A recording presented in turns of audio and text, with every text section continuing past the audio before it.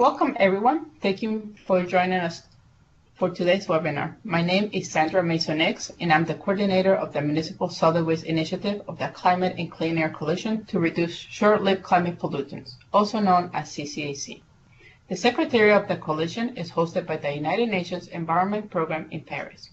In this webinar, we'll be introducing the Municipal Solid Waste Initiative, how cities can join, and what resources and support are available for cities to take action to mitigate short-lived climate pollutants. Before we get started, I would like to go over a few items so you know how to participate in today's event. We'll have a brief introduction of the context and history of the coalition, then we'll dive into the importance of mitigating short-lived climate pollutants from the solid waste sector, the actions to reduce methane and black carbon from the management of solid waste, and lastly, we'll talk about the steps to join the waste initiative and the available resources for network members. After the presentation, there will be time for a Q&A session. You'll have the opportunity to submit text questions by typing your questions into the dialog box. You may send in your questions at any time during the presentation. We'll collect these and address them during the Q&A session at the end of today's webinar.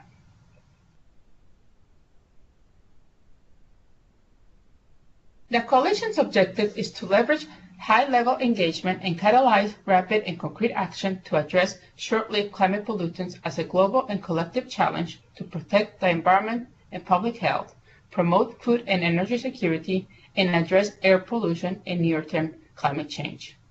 The coalition aims to achieve its objective by raising awareness of short-lived climate pollutant impact and mitigation strategies, enhancing and developing new national and regional actions, including identifying and overcoming barriers, increasing capacity, and mobilizing support, promoting best practices and showcasing successful efforts, lastly, improving scientific understanding of the impacts of short-lived climate pollutants and mitigation strategies. Short-lived climate pollutants have a short lifetime in the atmosphere. This graphic shows the sources and lifetime of each pollutant. Short-lived climate pollutants and co-emitted pollutants have important negative impacts on our climate and the quality of our air. Therefore, action which reduces the short-lived climate pollutant concentrations quickly can accrue very significant climate and air quality benefits. The main sources of black carbon include residential and commercial combustion and transport, which accounts for 80% of anthropogenic emissions of 2005. Other important sources include industrial processes and the burning of waste. After being emitted, black carbon remains in the atmosphere for a few days. Methane is a powerful greenhouse gas with an atmospheric lifetime of approximately 12 years. Methane directly influences the climate system, but also has indirect impacts on human health and ecosystems, including agricultural production, through its role as the primary precursor of tropospheric ozone. Sources of methane include the agriculture sector, livestock rearing and life production, the fossil fuel sector, production and distribution, and from the management of municipal solid waste and wastewater. Tropospheric ozone is also known as a secondary gas because it is not directly emitted, but rather formed by sunlight-driven oxidation of precursor gases, such as non-methane volatile organic compounds and nitrogen oxides. Tropospheric ozone stays in the atmosphere for a few weeks only. Hydrofluorocarbons, or HFCs, are man-made greenhouse gases used in the air conditioning, refrigeration, solvents, foam blowing agents, and aerosols. Many HFCs remain in the atmosphere for less than 15 years. Though they represent a small fraction of the current total greenhouse gases, less than 1%, their warming impact is particularly strong, and if left unchecked, HFCs could account for nearly 20% of climate pollution by 2050. Their use is growing because they are being widely adopted as replacement for ozone-depleting substances, including chlorofluorocarbons and hydrochlorofluorocarbons, which are being phased out under the Montreal Protocol on substances that deplete the ozone layer.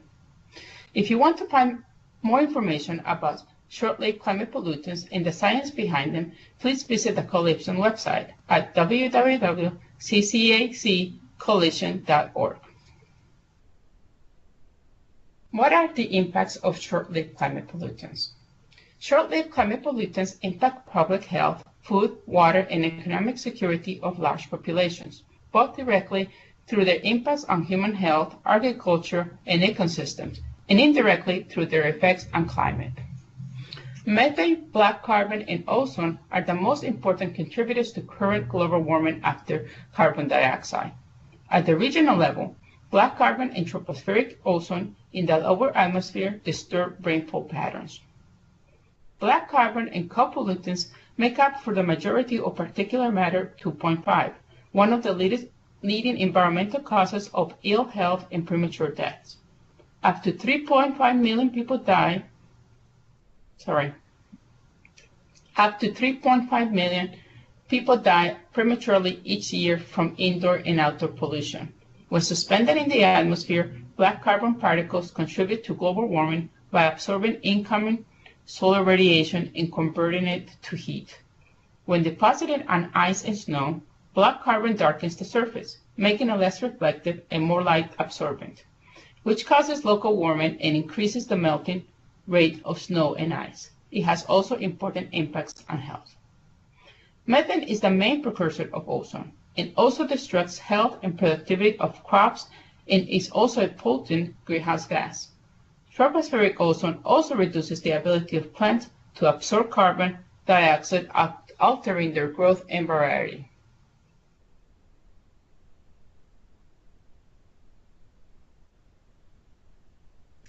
Delayed action on measures to control carbon dioxide or short-lived climate pollutants will have significant negative consequences on temperature, cumulative sea level rise, and human health well-being.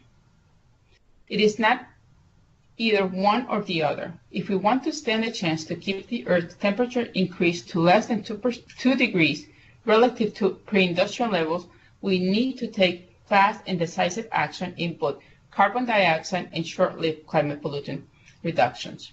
These actions are complementary, and it's only this scenario that will allow us to stay below the 2 degrees Celsius increase. Please see graph. We will experience the benefits of the measures taken on short-lived climate pollutants in the short term, while the ones on carbon dioxide will be in the longer term. It is estimated that the implementation of large-scale measures on short-lived climate pollutant reductions can prevent about 0.6 degrees Celsius increase in temperature.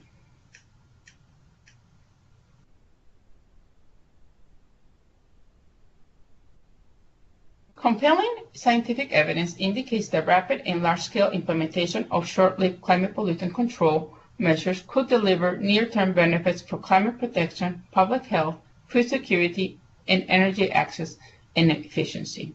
As you can see from the slide, the expected benefits include to slow global warming by up to 0.6 degrees Celsius by 2050, to slow the pace of sea level rise by around 20% by 2050, to slow melting of glaciers, to reduce disruption of weather patterns, to avoid 2.4 million premature deaths related to outdoors air pollution per year, to avoid the loss of 52 million tons of crops per year.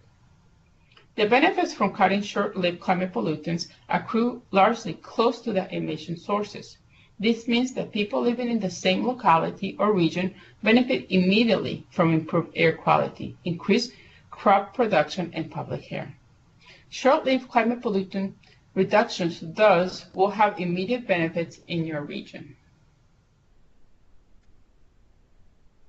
A wide range of cost-effective options exist for reducing short-lived climate pollutants. In 2011, a scientific assessment coordinated by UN Environment and the World Meteorological Organization identified control measures that involve already existing technologies and practices implemented around the world. The implementation worldwide could reduce the emissions of methane by 40% and black carbon by 80%. I'll introduce these measures in the following 2 slides.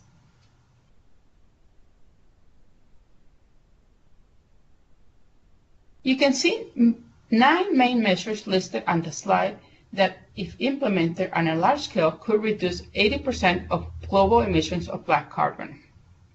You can see the emissions per sector: 4 in the residential sector, 2 in the industrial sector, 2 in the transportation sector, and 1 in the agricultural sector. This last measure is important because it is not only the banning of open burning of agricultural waste, but also the banning of open burning of municipal solid waste. This slide shows the 7 measures that could reduce methane emissions by 40% per sector in the sectors of agriculture, fossil fuel, and waste management. In addition to the 16 measures, HFC's mitigation measures could bring additional climate benefits by replacing high climate impact HFCs with low impact alternatives. In order to implement the objectives of the coalition, it works through initiatives. Initiatives are partner-led and provide the strategic guidance for individual and collective action in a given area. There are 11 initiatives right now to address emissions in sectors with the highest potential for short-lived climate pollutant mitigation to ensure rapid delivery of scaled-up climate and clean air benefits. The initiatives are a forum for exchange aiming at catalyzing action, demonstrating feasibility of new methods, and creating methodologies and tools. There are 7 sectoral initiatives: agriculture, bricks, household energy, diesel, oil and gas, HFCs, and waste. And 4 cross-cutting initiatives: urban health, finance, regional assessment of short-lived climate pollutants, supporting national action and planning on short-lived climate pollutants, also known as SNAP. These 4 latter initiatives cut across different sectors in ways that accelerate emission reductions across all short-lived climate pollutants. Changes in policies and practices in these areas can affect change across a wide range of polluting activities. Now I will introduce the Municipal Solid Waste Initiative and how cities can join to take action at reducing short-lived climate pollutants from the waste sector.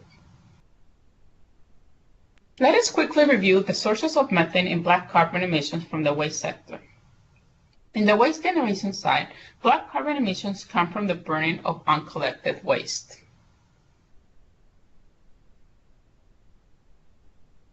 In the waste collection and transportation side, black carbon emissions come from the use of outdated handling equipment and the transportation of waste from polluting vehicles. In the waste disposal side, black carbon emissions come from landfill fires as well as the use of outdated handling equipment and waste transportation vehicles. Methane emissions are generated from the anaerobic decomposition of organic waste.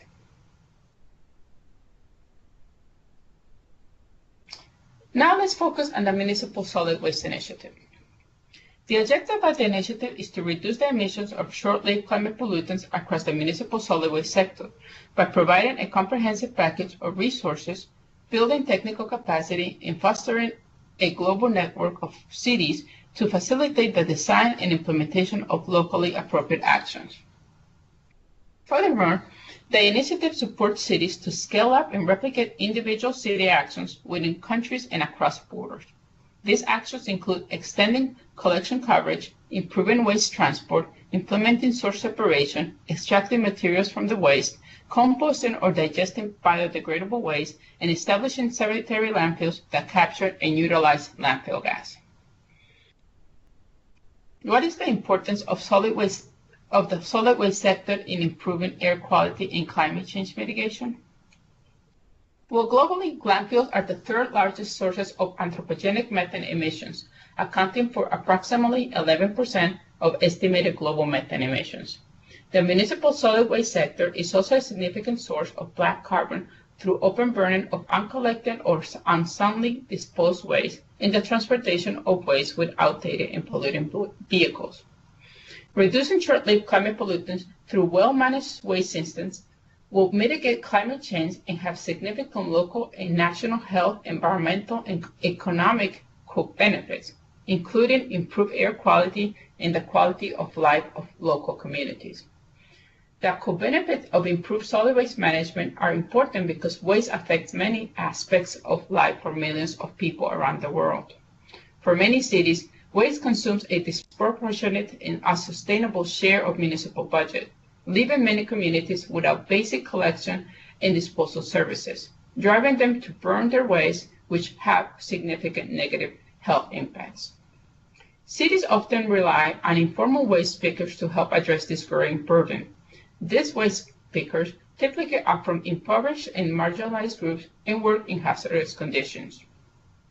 Uncontrolled leachate from waste disposal sites contaminates groundwater and increases incidence of vector-borne diseases.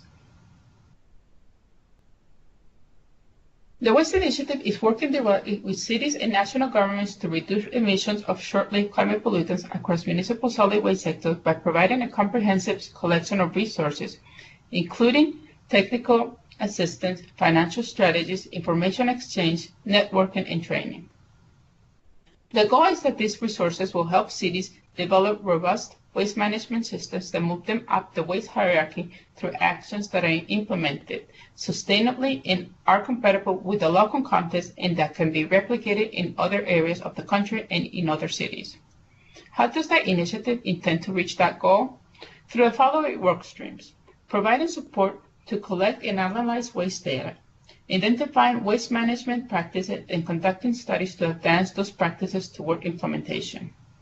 By developing tools to enable informed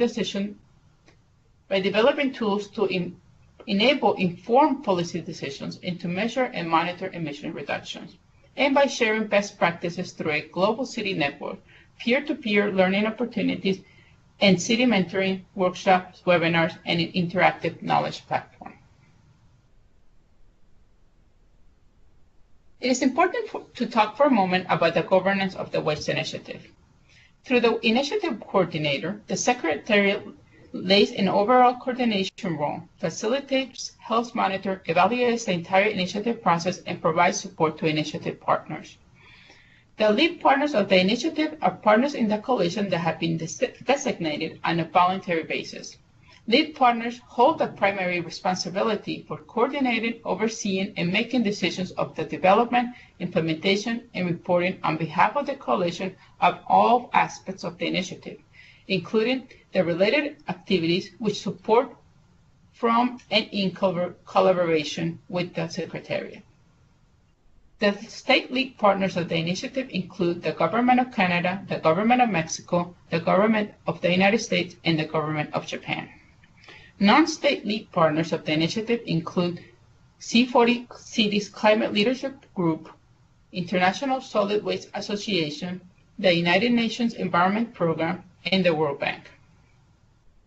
Another important group of the initiative are the initiative partners and actors. Initiative partners are partners in the coalition designated on a voluntary basis participating in the initiative. Initiative actors are state and non-state entities that participate in the initiative that are not partners in that coalition. Actors will likely include a variety of regional, national, subnational, or single-issue focused entities, with a particular interest in working on the waste initiative. Initiative partners and actors are supporting the initiative by contributing their expertise and experience to the development and implementation of the initiative objectives, helping define a strategic direction for these, and supporting collaboration and coordination with the other existing efforts. For a list of all the current initiative partners and actors, please visit the Waste Initiative page of the coalition website. Lastly, the initiative implementers are organizations who receive funds to implement activities agreed on by the coalition. Initiative implementers can be lead partners, initiative partners, and actors.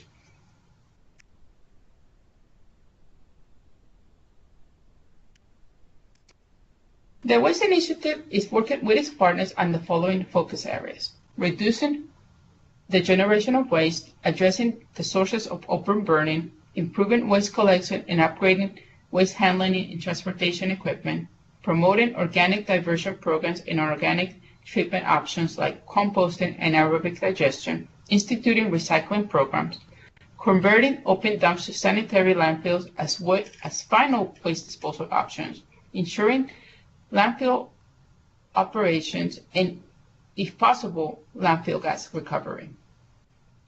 Also, by measuring and tracking short-lived climate pollutant emissions reductions.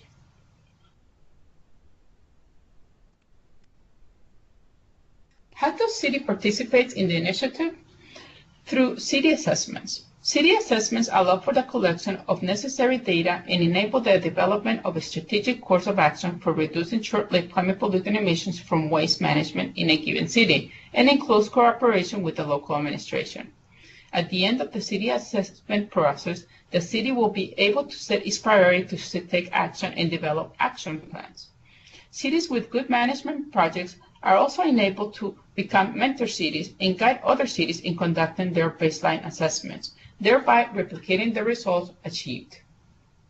Through the development of work plans, the work plans focus on the most important actions the city would like to take to improve its waste management and thus reduce short-lived climate pollutants. Developing work plans will directly result in dissemination of information regarding the impacts of short-lived climate pollutants from waste management on human health and environment to strengthen national and regional policy making. Baseline data on the city waste sector collected through the standardized methodology. Municipalities learning best practices on overcoming local challenges in the municipal solid waste sector. Potential focused technical assistance on a specific area identified by the city. Tailor options and activities to advance the city towards ready to launch projects. Through the measurement of short-lived climate pollutant emissions of the city. Using the data gathered through the city assessment process, the city can develop a baseline image of the emissions being generated by the current solid waste practices using the emissions quantification tool. Furthermore, the city can create scenarios to see the potential short-lived climate pollutant emissions reductions of implementing certain actions. Through resources from the Waste Initiative and the coalition, such as capacity building events like workshops and webinars, the online resources, and the expert advisory services, the city can learn about the best solid waste management practices to reduce methane and black carbon emissions. The initiative also encourages mentorships and collaboration of cities. Through city pairings, cities can learn about their solid waste situations, including achievements and challenges. If necessary, the initiative can assist in helping cities to visit each other through city exchanges. The initiative will also help cities have access to international waste networks where cities can find more information and support to improve their solid waste management. Lastly, through its network partners, the initiative can assist cities obtain technical and financial analysis of projects that will mitigate short-lived climate pollutants.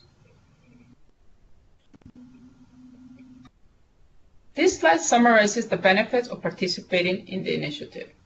Access to the Waste Initiative Knowledge Platform, which is an online resource which provides cities with information on current city partners, useful resources to improve solid waste management, including reports, documents, strategies, webinars, etc., developed by the Waste Initiative through its work with cities. Access to all the tools of the Waste Initiatives. These include tools to assess and monitor emissions, do a preliminary pre-feasibility study of the cost of treatment of source-separated organics, and many others developed by partner organizations, such as the World Bank, IDB, etc. Case studies of successful city projects, member and affiliate directory, the list of the participating cities and mentor cities so cities can network, exchange information, and share best practices. Also, through the knowledge platform, cities can access the resources and information on best waste management created by or with the support of the partners of the initiative, including the U.S. Environmental Protection Agency, the International Solid Waste Association, the World Bank, etc. Cities will also have access to training and capacity building for city officials and waste management staff.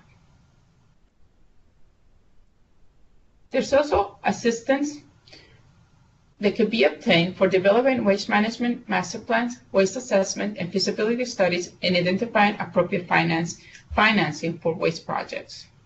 Lastly, they can have access to an expert network through CCAC Solution Center.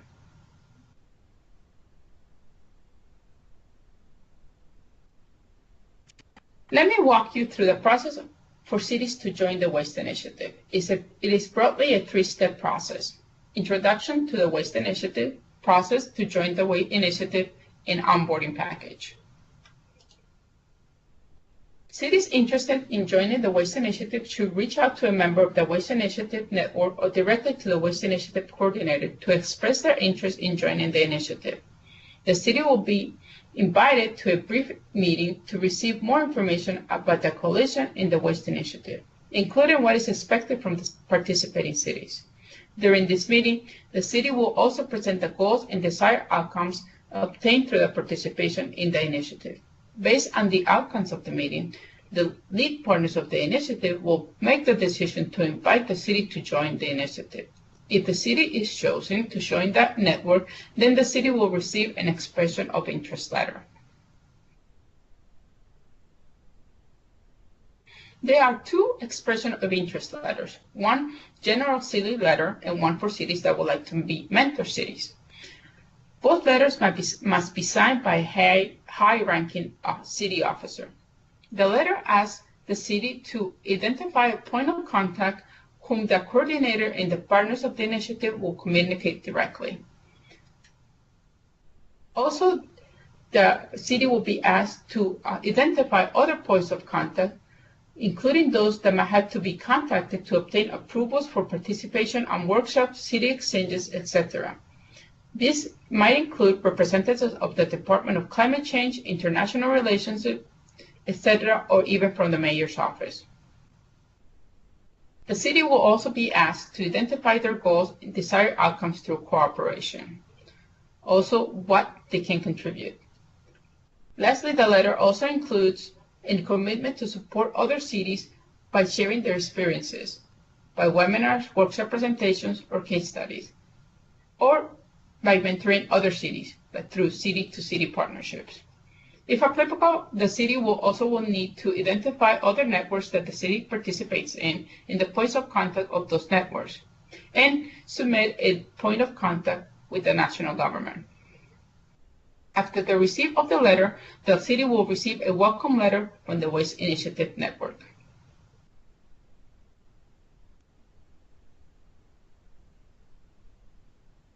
Along with receiving the welcome letter, the city will also receive an onboarding package from the coordinator. The onboarding package includes the description of the cooperation and technical assistance offered to participating cities and mentor cities. This includes the available opportunities for participating in mentor cities, which these opportunities include feature of the city profile on the knowledge platform, an opportunity to share experiences through webinars or workshops, opportunity to develop a case study to be shared on the knowledge platform, opportunity to identify someone for the roster of experts, partner with other cities for discrete tasks to provide general advice or to help craft their assessments or work plans, subscription to the newsletter of the coalition, and the opportunity to network with other cities during events sponsored by the coalition or by other partners. Participating cities might also be able to receive technical assistance or advice on discrete tasks, be part of a regional network where city could receive assistance to conduct a waste assessment or join relevant workshops. They can also receive technical assistance to develop or improve work plans, receive technical assistance to develop and execute an implementation plan, get assisted in identifying financing for solid waste projects that mitigate short-lived climate pollutants, and obtain training on tools of the Waste Initiative. The package also includes a list and description of the standardized tools of the initiative. These include the emissions quantification tool, the city assessment data collection tool, the rapid assessment data collection tool, and the Organic X, which is a cost estimating tool for managing source-separated organic waste. Lastly, the package also includes a list of available resources on the Knowledge platform, including the case studies, webinars, reports, and the rules and regulations for the use of the English language.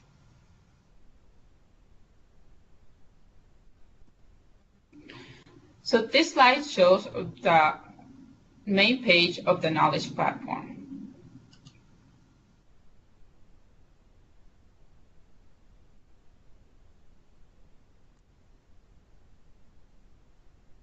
Here you can find the tabs will show you the list of cities that are currently participated in the initiative, the list of documents, the list of tools available, the databases that are available, the past and upcoming events, the recorded webinars, and the forum where you can get more information from other cities. This map shows the location of the current network cities. The bottom part of the map will show you the feature document and announcement, and the bottom part of the website will show you the links to information about the coalition in the initiative and the contact information. So with that, we'll go ahead and take some time for questions. As a reminder, you can still submit questions through the dialog box.